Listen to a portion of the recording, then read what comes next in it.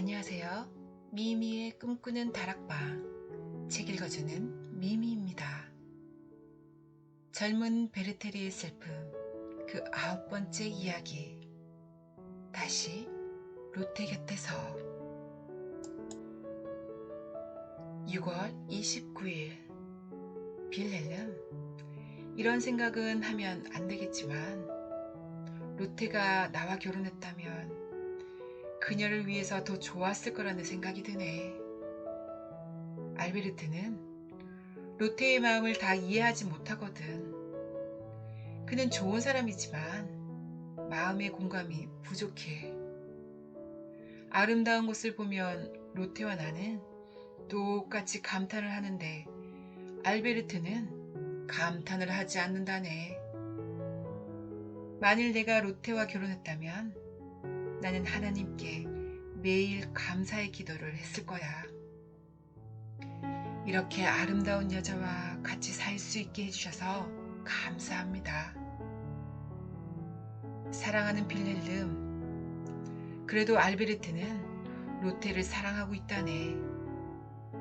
그의 사랑은 감수성 따위가 부족한 것 정도는 다 보상하고도 남을 만큼 변함없는 사랑이라네. 그래서 나는 더 괴롭고 슬프다네.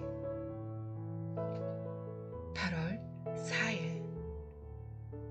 그동안 오직 나만 괴롭고 슬픈 일을 당한 것은 아니더군. 모처럼 나는 보리수나무 아래에 사는 아이들의 집을 찾아갔네. 장난꾸러기 큰 아이가 나를 보더니 반가워서 소리를 지르며 뛰어나왔네. 그런데 아이 엄마는 나를 보자마자 울먹이며 말했네. 선생님, 한스가 죽었어요. 기억하나? 그 집의 막내 아들 말일세. 내가 그 아이 스프에 널 빵을 사라고 돈을 주곤 했지. 남편은 스위스에서 돌아오긴 했지만 유산은 한 푼도 받지 못하고 도리어 돌아오는 도중에 열병에 걸려 죽을 뻔했다가 겨우 살아왔답니다. 나는 어떤 말로도 그녀를 위로할 수가 없어서 아이들에게 약간의 돈을 쥐어주고는 금방 돌아왔네. 8월 21일. 나는 가끔 몹쓸 망상을 하고 있네. 만일 알베르트가 죽으면 어떻게 될까? 아마 그러면 그녀는 나와 이런 끔찍한 상상을 하다가 내가 지금 무슨 생각을 하는 거야? 하면서 소스라치게 놀라 제정신으로 돌아오곤 한다네. 로테를 무도회에 데리고 가기 위해 마차를 타고 지나가는 그 길에 다시 걸어보았네. 얼마나 변했는지 모든 것은 흘러가 버렸는데. 9월 3일. 나는 오직 그녀만을 진심으로 사랑하는데 왜 다른 사람도 그녀를 사랑하며 왜 그가 나보다 더 완벽하게 자격을 갖추고 있는 것일까? 나는 그녀 외에는 아무도 모르고 아무것도 가지고 싶지 않은데 정말 이해할 수가 없네. 9월 4일. 언젠간 내가 어떤 농가의 머슴에 대해서 썼던 적이 있었지. 이전에 바라임에 가서 그의 소식을 들었네. 그는 그 집에서 쫓겨났다더군. 왜 그렇게 되었을까 궁금해하던 참에 오늘 우연히 그를 만났다네. 그리고 그에게서 직접 그동안의 이야기를 듣고 얼마나 감동했는지 몰라. 자네가 직접 그 젊은이에게 이야기를 들었다면 얼마나 좋았을까. 한마디 한마디를 판단하며 들을 수 있었을 텐데 그가 얼마나 진지하고 순수한지 알 수 있었을 텐데. 그는 그 여주인을 사랑하는 마음이 아주 깊어져서 잘 먹지도 못하고 잘 잘 수도 없을 지경까지 되었다네. 그래서 참다 못해 마침내 사랑을 고백했다네. 결혼해서 죽을 때까지 옆에 있겠노라고 맹세를 했다네. 여주인은 처음엔 믿지 않았지만 결국 그의 진심을 알고 받아들였다는 거야. 그런데 나는 그 젊은이가 불쌍해서 견딜 수가 없네.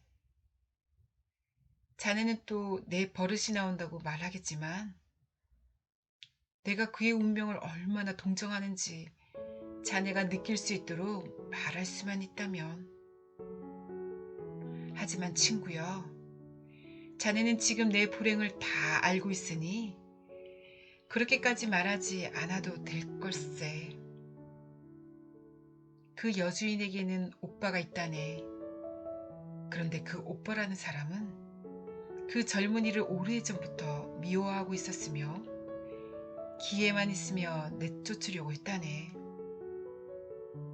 누이 동생이 재혼을 하면 자기 아이들에게 돌아올 유산이 날아가 버릴까봐 걱정됐기 때문이라네. 누이 동생에게는 아이가 없으니까 그녀의 유산은 모두 자기 아이들에게 돌아올 거라고 기대했던 거지. 그래서 그 오빠라는 사람은 젊은이를 모함해서 그 집에서 쫓아냈다네. 처음에는 여주인도 오빠의 말만 믿고 그를 내쫓는 것에 동의했지만 지금은 그의 억울함을 안다네. 하지만 오빠가 계속 방해 공작을 하는 바람에 그는 아예 바라인 밖으로까지 쫓겨났다는 거야. 지금 또 그는 그 여주인만을 그리며 슬프게 살고 있네.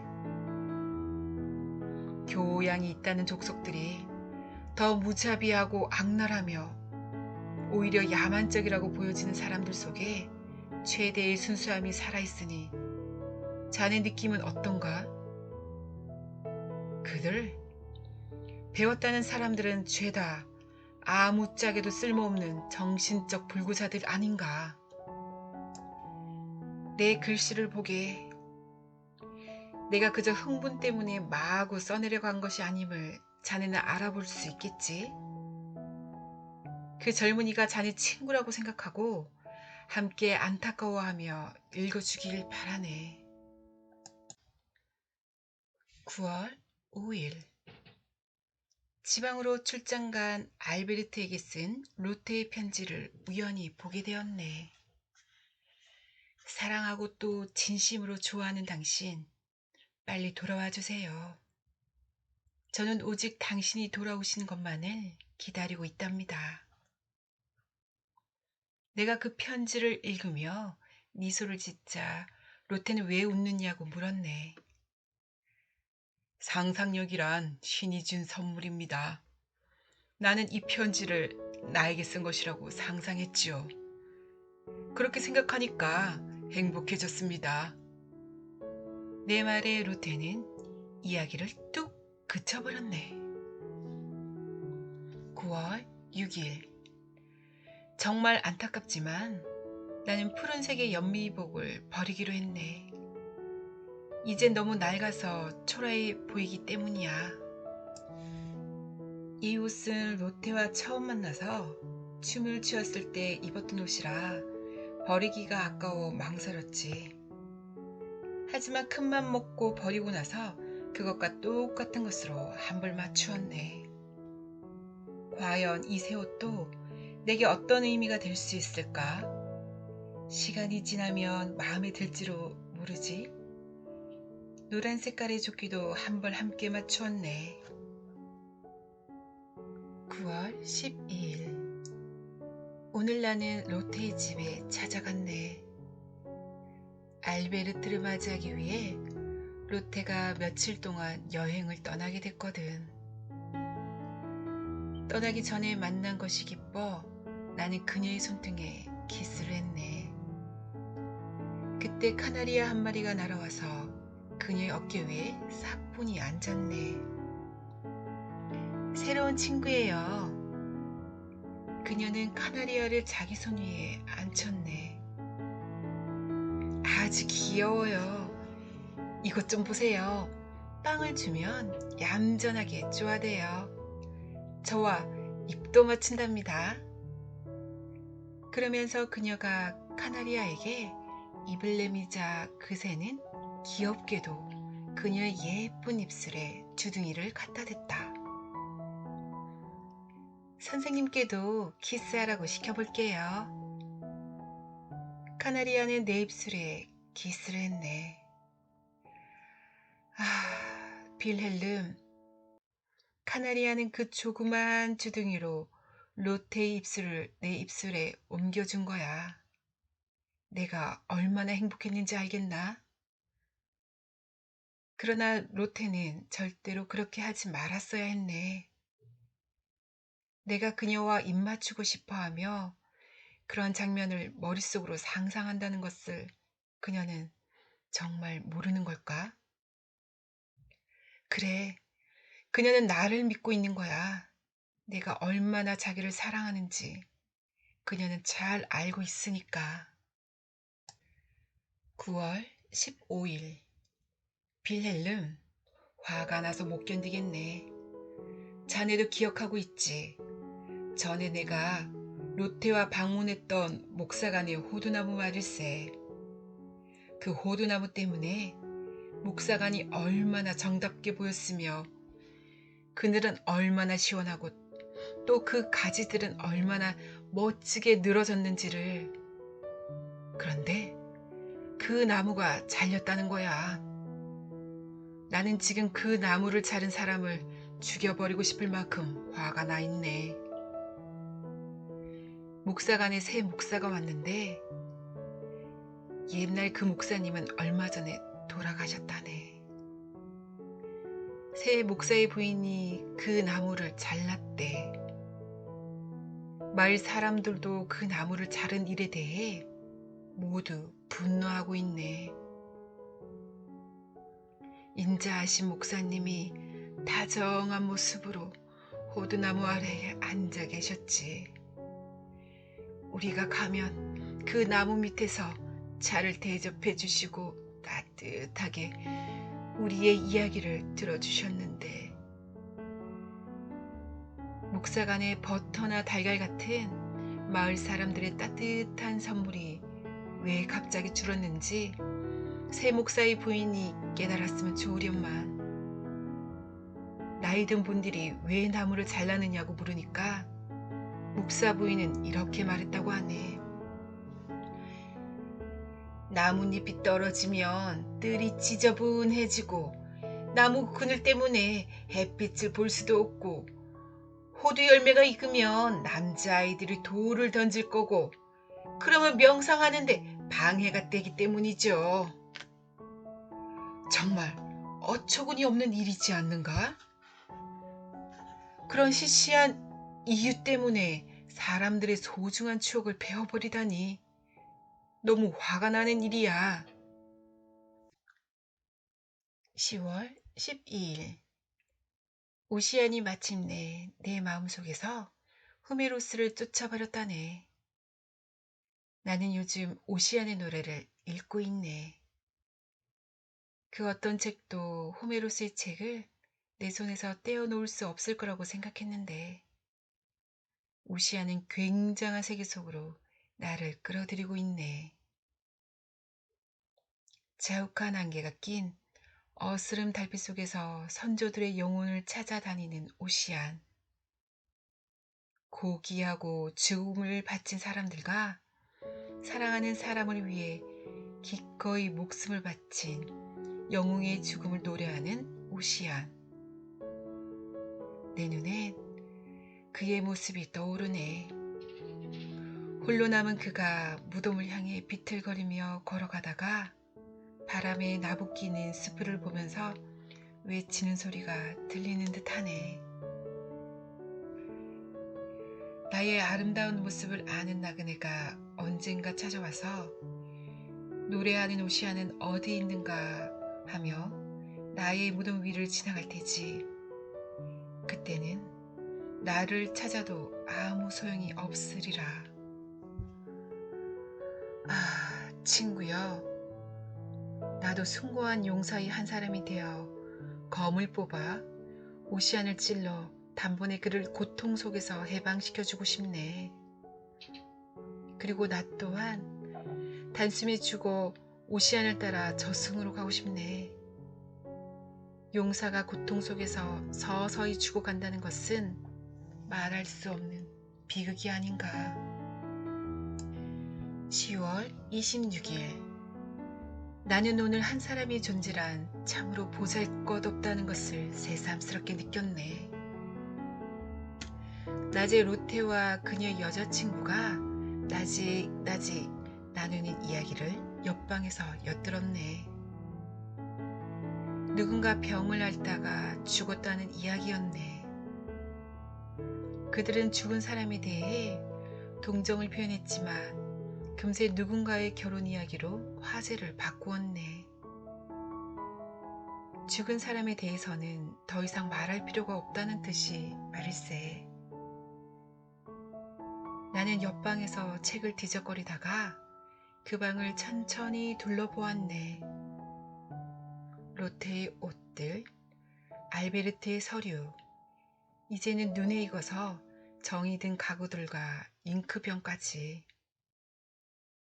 그것들을 바라보며 나는 깊은 생각에 잠겼네. 과연 나는 이 집에서 뭐란 말인가? 모두들 나의 친구들이고 나를 존경해주고 있지만 과연 나는 이들에게 무엇일까? 가끔 나는 이 친구들을 기쁘게 해준다.